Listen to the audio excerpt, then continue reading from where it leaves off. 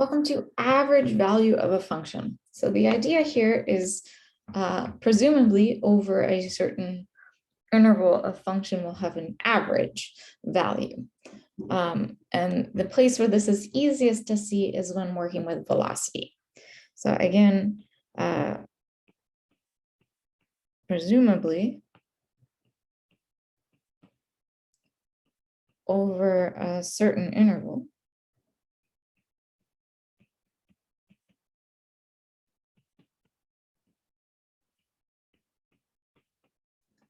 a function will have an average value.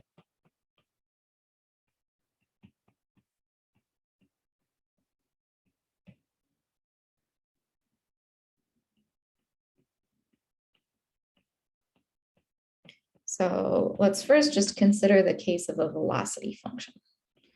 So consider a velocity function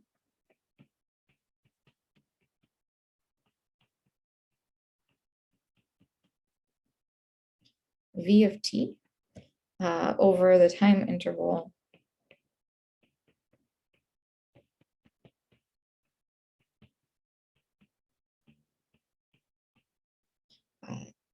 AB. So average velocity over that interval should be the distance traveled or displacement divided by the time. So average velocity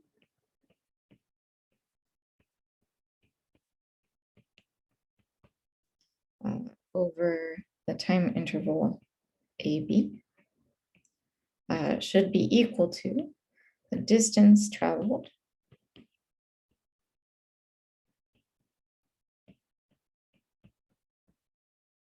divided by the time that has passed.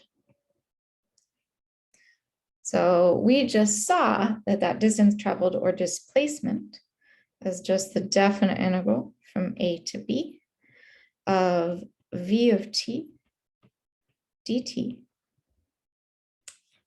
Screen's not updating. One moment.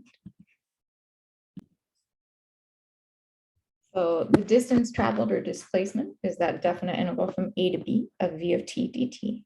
And then we are dividing by the time elapsed, which would just be b minus a. So this is kind of the general idea. It turns out that this works even for just functions in general. We're not specific to velocity. So in general, the average value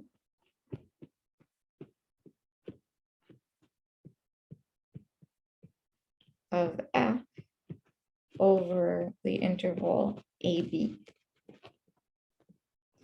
is given by, I'm going to pull that 1 over b minus a out front, and then times the definite integral from a to b of f of x or f of t into f of x dx. So this is precisely the formula we just used for average velocity, except now we're doing it for any function, not just the velocity function. So if we wish to find the average value of f of x equals x squared plus 5 over the interval 0 to 5, 0 is acting as my a, and 5 is acting as my b. So the average value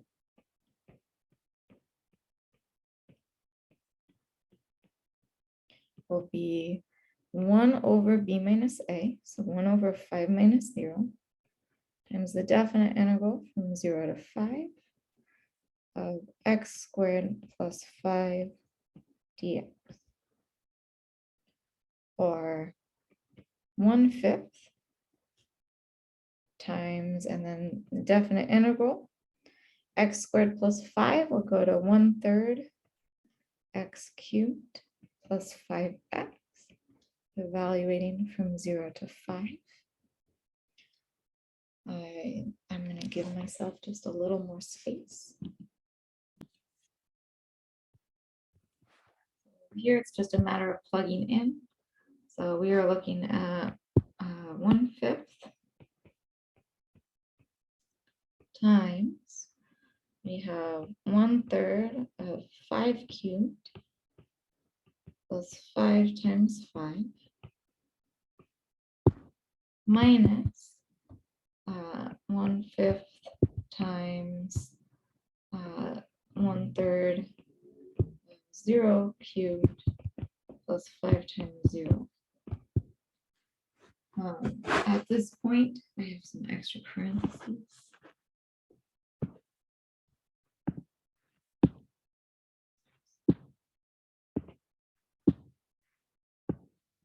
Right, so this becomes 1/5 times 125 thirds plus 25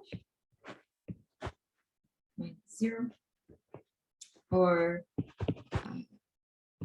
25 thirds plus 5, otherwise known as 40 thirds. So this is, again, we found the average value of the function from 0 to 5.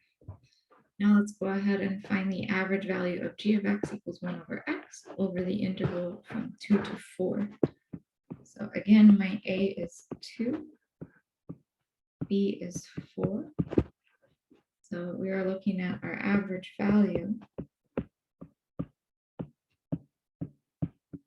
will be 1 over b minus a, so 1 over 4 minus 2, times the definite integral from 2 to 4 of 1 over x dx.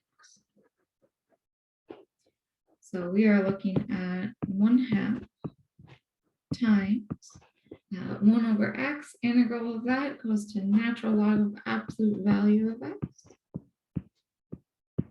being evaluated from 2 to 4.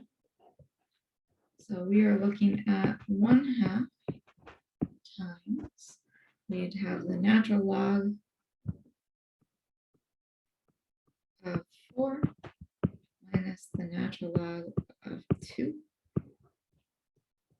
or 1/2 natural log of 4 minus 1/2 the natural log of 2. And then we could pull out into a calculator to get the decimal approximation, but this is our exact value, exact average value. So that is finding the average value of a function.